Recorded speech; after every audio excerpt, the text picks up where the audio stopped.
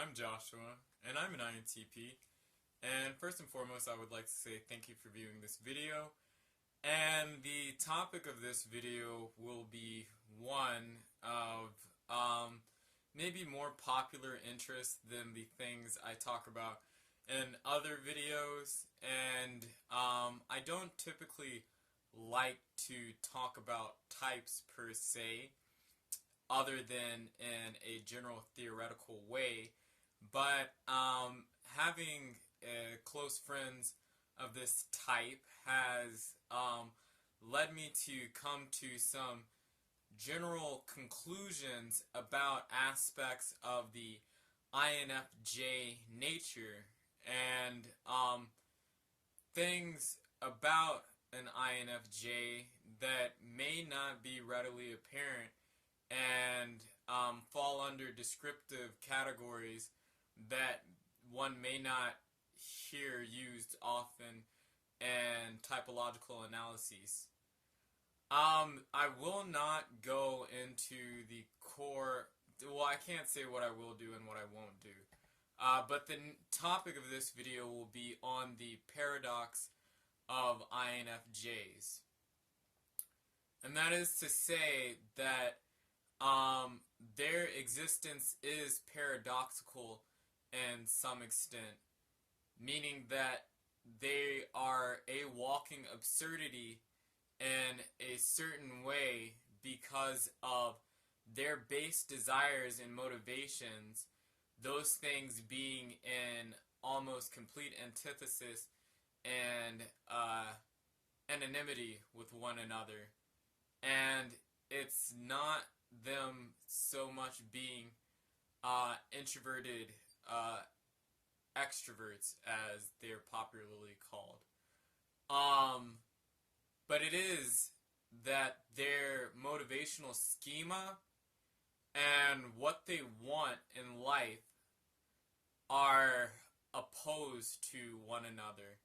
And even the thoughts and the pathways, I guess the thoughts that they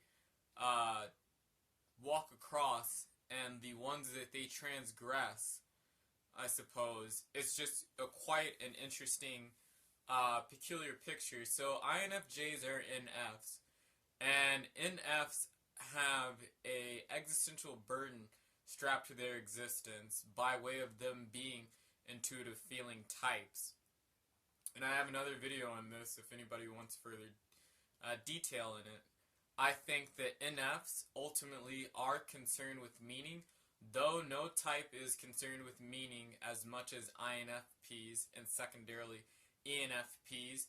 There is a drive for meaning and significance in all NF types, and they are drawn to higher moral causes and larger abstract and big picture concepts and questions in terms of dealing with existence and reality, and those are fundamental tenets of what it means to be an F, and INFJs find themselves in this category, and so they are a microcosm of this greater collection of personality dimensions or personality tendencies.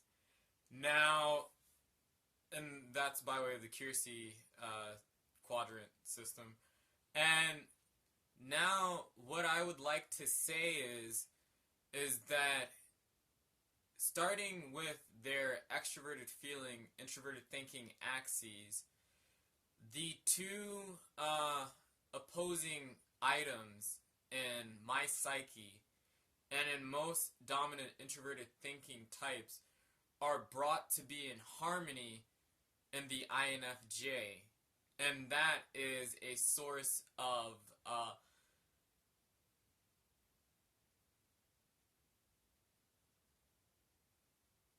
I can only say paradox insofar as this, that INFJs, they need people and they derive a significant source of meaning from people.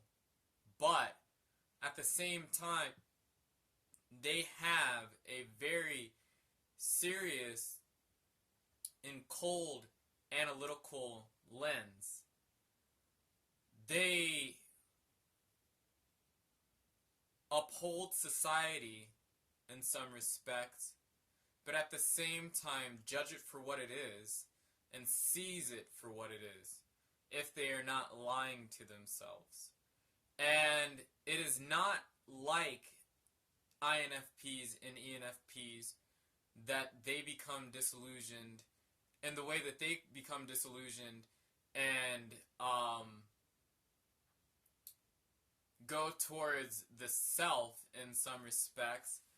But when this setup, because extroverted feeling is concerned with meeting people's needs fundamentally, it is concerned with affiliating itself to a greater community and outer ethos, an ethos in terms of a spirit or presence or credibility, an outer and greater one than itself.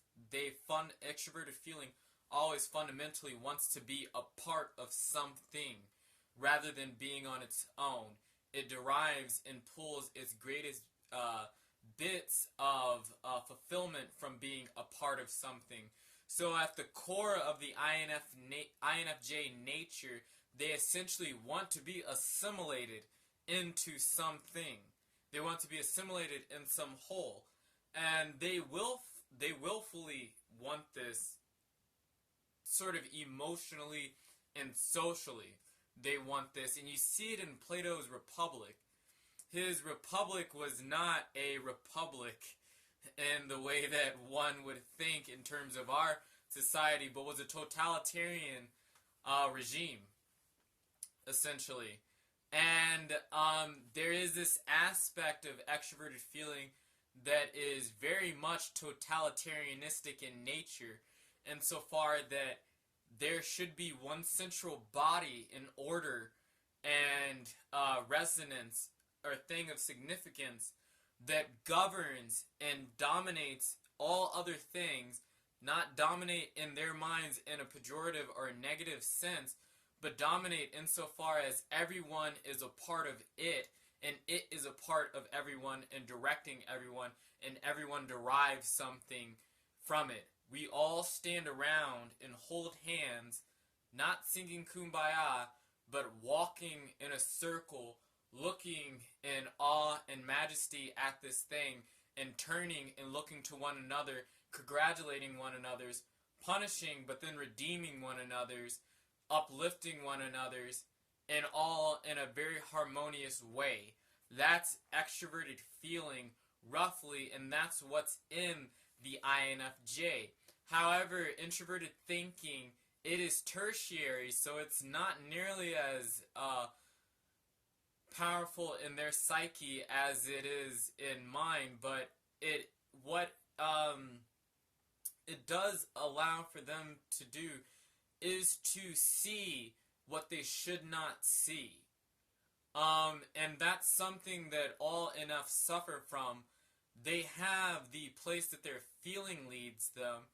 And for INFPs and ENFPs, it tends to be extroverted intuition that causes them to see what they should not see. And sometimes in ENFPs, extroverted thinking, and sometimes in INFPs, extroverted thinking and introverted sensing. They have their dynamics. But it is that in the INFJ, their eyes see, or their mind sees, what it should not see, per se. And I haven't touched introverted intuition and extroverted sensing because it doesn't play the role that, in terms of their social dynamics, as one would think, because there's the hermeneutical, or the hermit side of the INFJ. But the overall cultural, social entity and the relating entity that they are is in the core of their functional stack, and it is one way completely totalitarianistic, and in another way completely analytical and cold. Extroverted feeling, and they have polar introverted feeling. So underneath the schema of it all is their own drives, desires, and wants. They are asking what do I want, but they're asking what do I want in a subconscious sense, and what do I want insofar as it leading towards what they think of and what many extroverted feeling types conceptualize as the greatest good or the greater good. I think that that's why philosophers like Nietzsche were vehemently opposed to ideas like the greater good, because it is fundamentally an extroverted feeling idea, and it is at its core totalitarian in its nature and communistic in its nature. I'm not saying that though Marx is the conceiver and father of communism, he was an INTJ. It's extroverted feelers per se that have this conceptual framework stored in them that they license out and act on within the world. And it is not, they don't smile at you, extroverted feelers in general, they don't smile at you just simply because it's a nice thing to do. They smile at you because they're meeting your emotional need, and they're doing something for you so that you will come closer to the community and be better integrated and assimilated in this happy whole. And it's the lighter side of this totalitarian nature that I'm explicating right now. The thing is that INFJs, unless they are psychologically strong, cannot be kept from cynicism in a sense. That this I that they have that is driven by extroverted sensing and introverted thinking to analyze and judge the world is going to take them to that place where they see things that they should not see. Because what the INFJ is trying to do is create the great community, the greatest good, the thing that we all can center ourselves around and be healed and whole and together with one another in all equanimity. And that's essentially what the biggest meta aspect of their desires and their wants are. However, and I alluded to saying extroverted sensing, but I'll talk about that a little later. However, introverted thinking is not on that camp, and it's not for that story. What introverted thinking is going to do, particularly in the INFJ, because I think because it's tertiary and it's not dominant, they're not going to go without making judgments about things. They will make judgments. I can suspend my judgment, but it's because I am, at least I think, it's because I am introverted thinking in a lot of ways. They are fundamentally introverted intuition and secondarily extroverted feeling. So they don't have the sophistication insofar as, not in terms of that they can't be, they can be extremely articulate, they're highly intelligent types, they understand logic, inductive and deductive, and can be adept at both, and they can possess very high IQs. I have an INFJ friend who has an IQ of 135. He's a very intelligent individual, but fundamentally we reason different because where their introverted thinking is and the other functions that are influencing it rather than it influencing them, by way sort of coax and coerces it to make judgments in light of by the underpinning usurpation of extroverted sensing of what's really there. That's sort of what extroverted sensing bucks at to introverted thinking to consider what's really there in reality. And then extroverted feeling and extroverted intuition. And introverted intuition is saying, organize this. Extroverted feeling is saying, help me make this happen.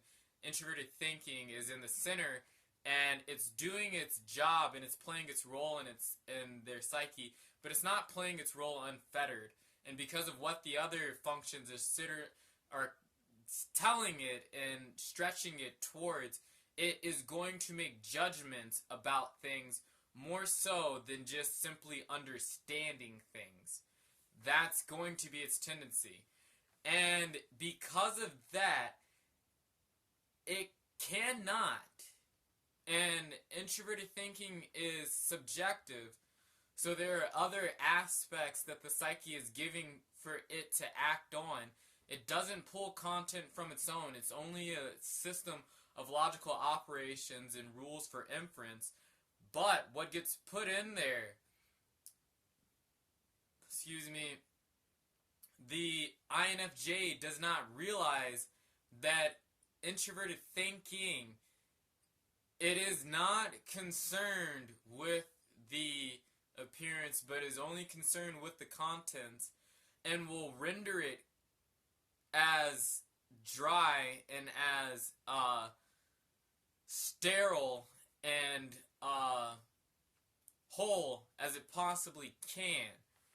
And INFJs know this, but I don't think people know this about INFJs. They fundamentally don't feel things when they're making decisions and when they're making conclusions about a thing. They don't feel anything at all.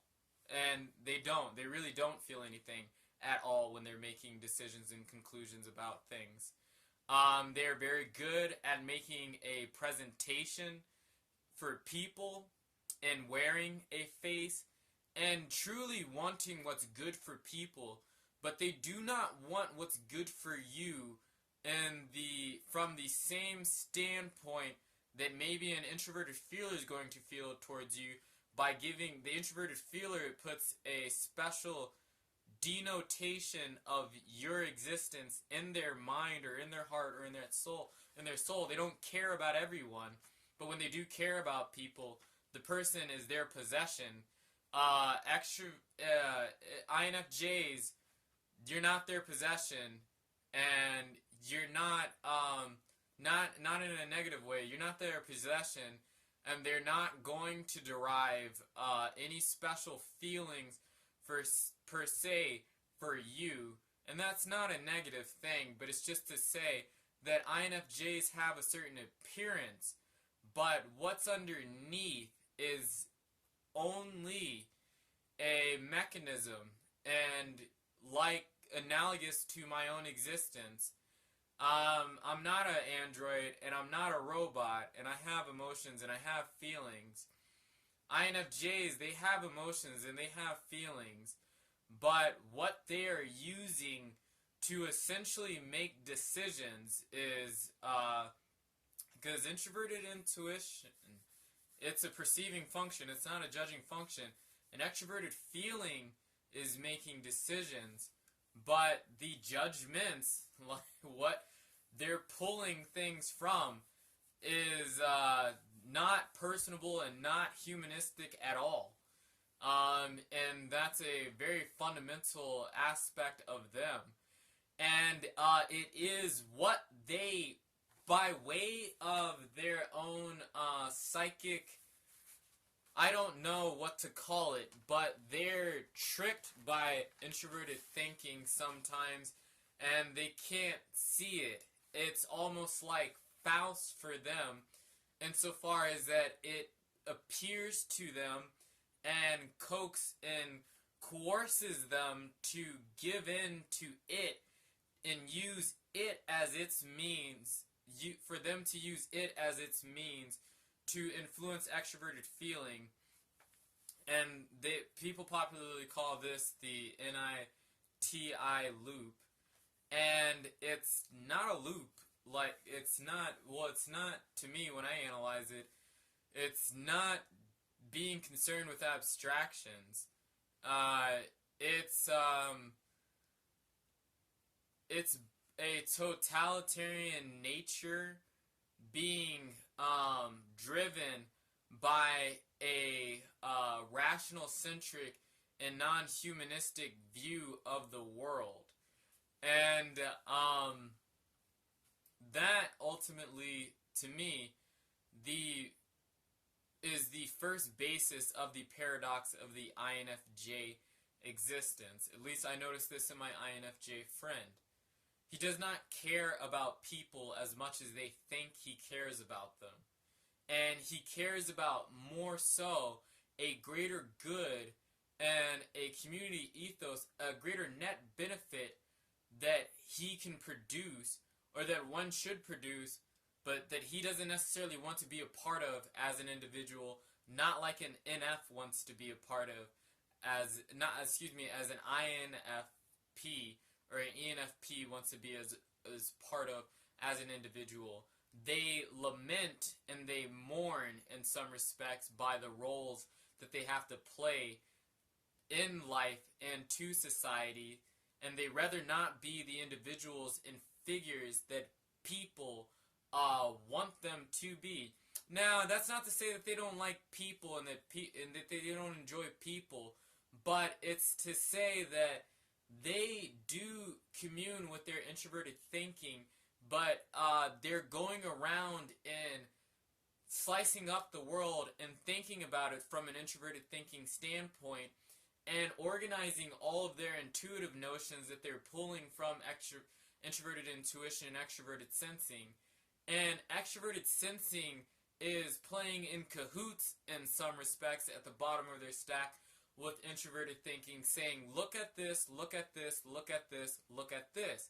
And it's only because it's trying to chase, in many respects, stimulus and stimulation. Excitation is the name of the game for extroverted sensing, and it's the most visceral in the world way one can be. They're one in the world, essentially, if they're using extroverted sensing. INFJs have a retardant relationship with extroverted sensing, so they're not in the world like that.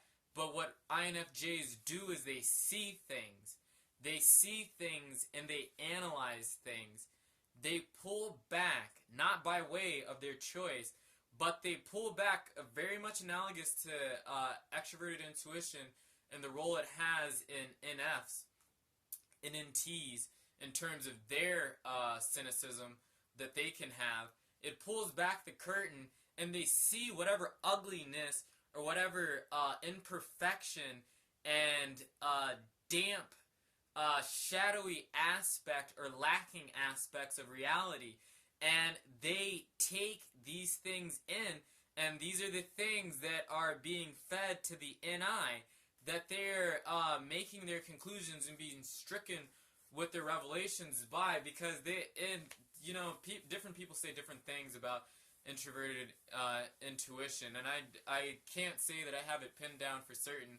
I am a materialist, and I don't think it's communing necessarily with archetypes or metaphysical things in the way that people think that it necessarily is, but I know that it is from empirical observation and introverted thinking judgment that introverted intuitive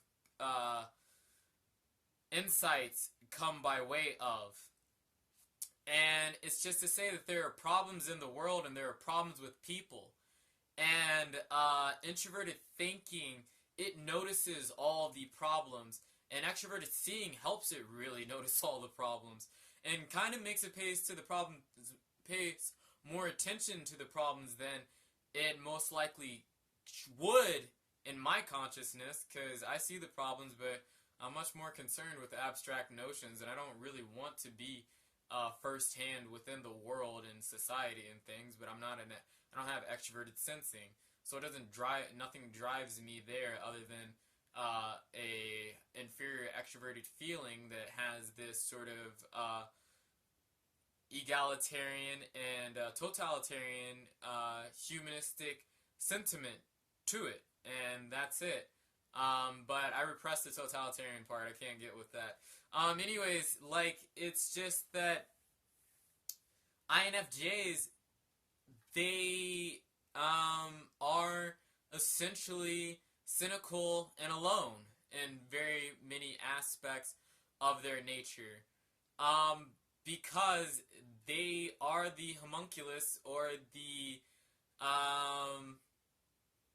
griffin or the awkwardly put together one. They just really are in terms of their psychic constitution.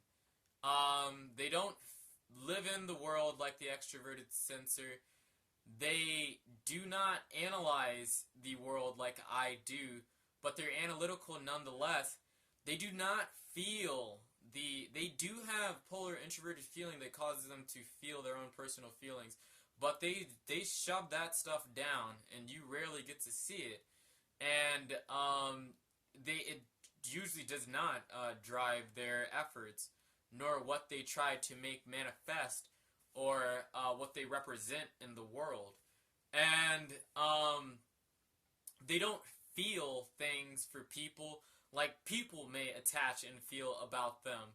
And they are very much in their own mind, but completely drawn out to the world, though not ever really wanting to be a part of it. And when they are a part of it, they are more often than not led astray, not led astray, I should say, but let down and disappointment.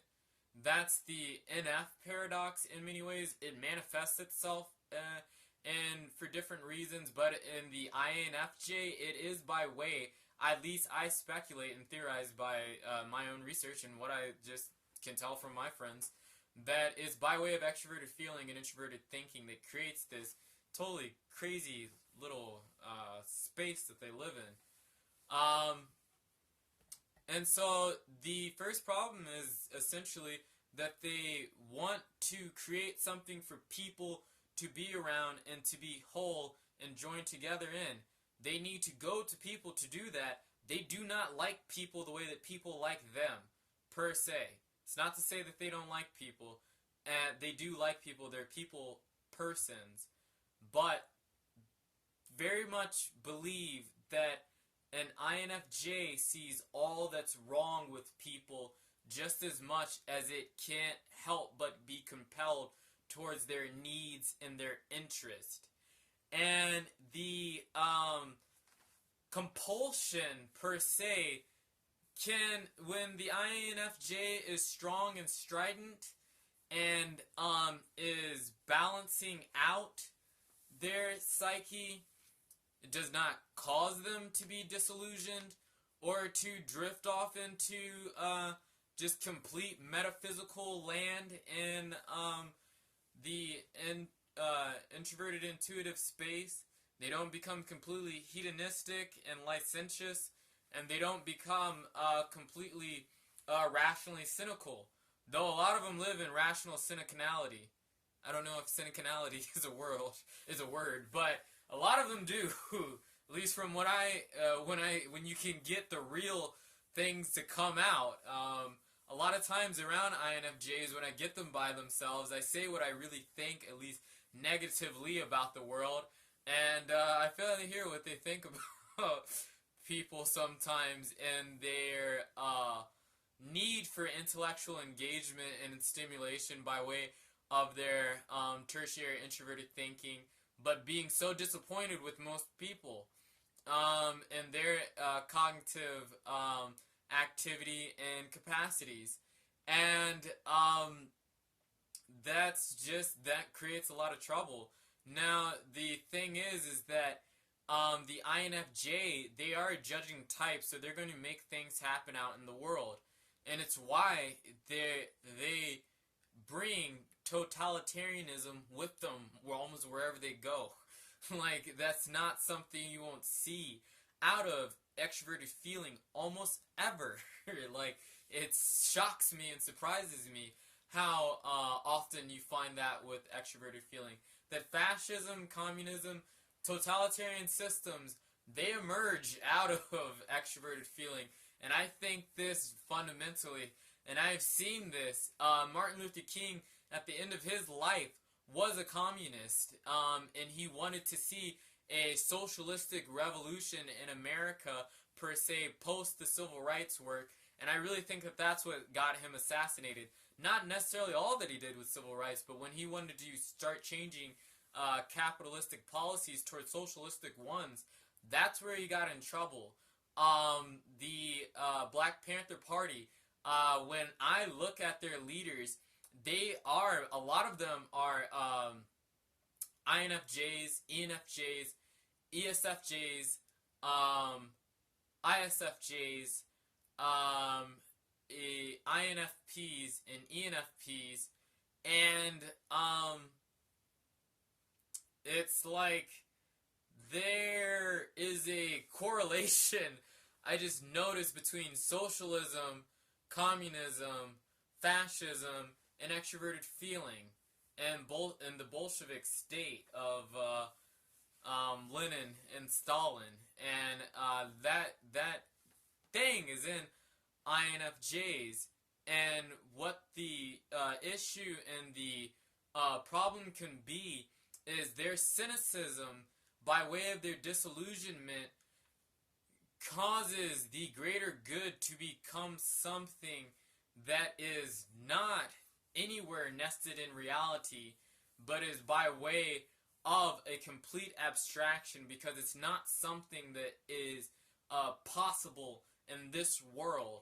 And I think that's by way of the leaning of extroverted intuition, but I notice that they just tend to be the most metaphysical of metaphysicist types, and I don't mean metaphysics as in Plato was the original metaphysicist in some ways, and I mean metaphysics in that sense, that what is and what's out there is something greater and beyond us in a very spiritual, ideological, and numinous, even deistic way.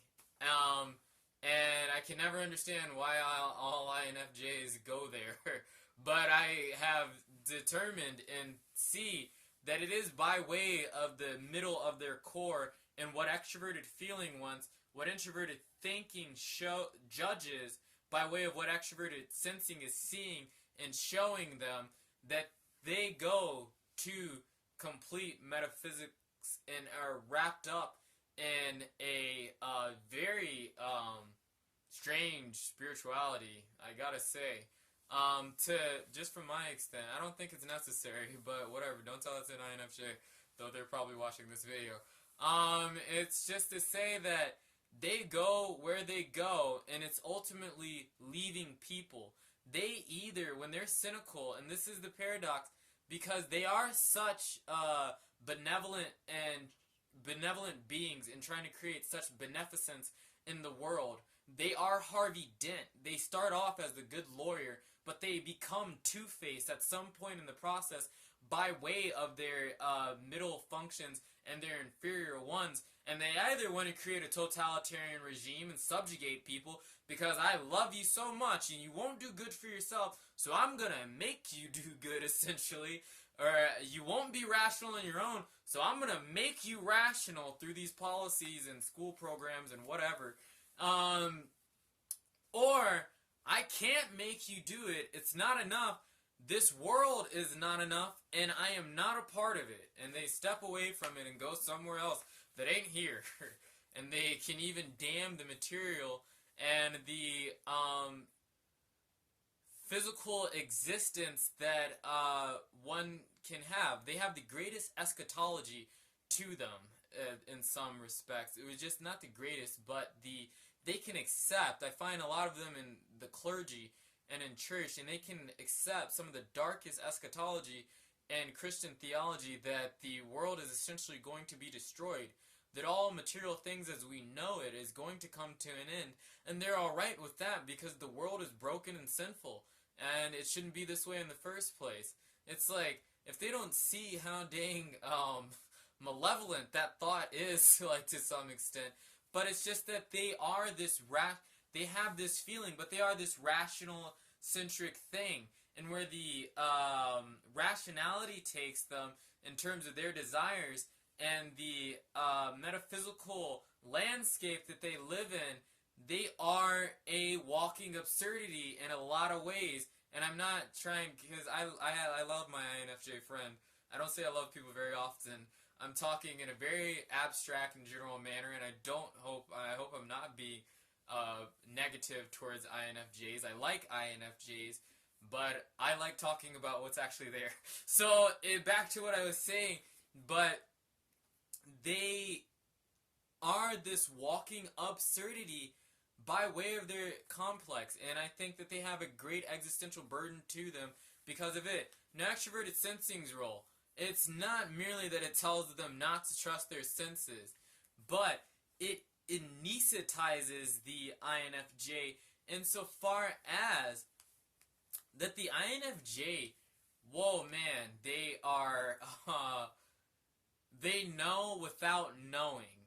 They are the, if they're not well integrated and differentiated, but they are the ones who are so removed and hermit-like, and they can be unempathic, and a lot of times people think it's their introverted thinking that shows that unempathic and that analytical side, but I think it's the inferior extroverted sensing in them that does not let them, in a sense, want to commune with reality and be a part of it as it is in its whole.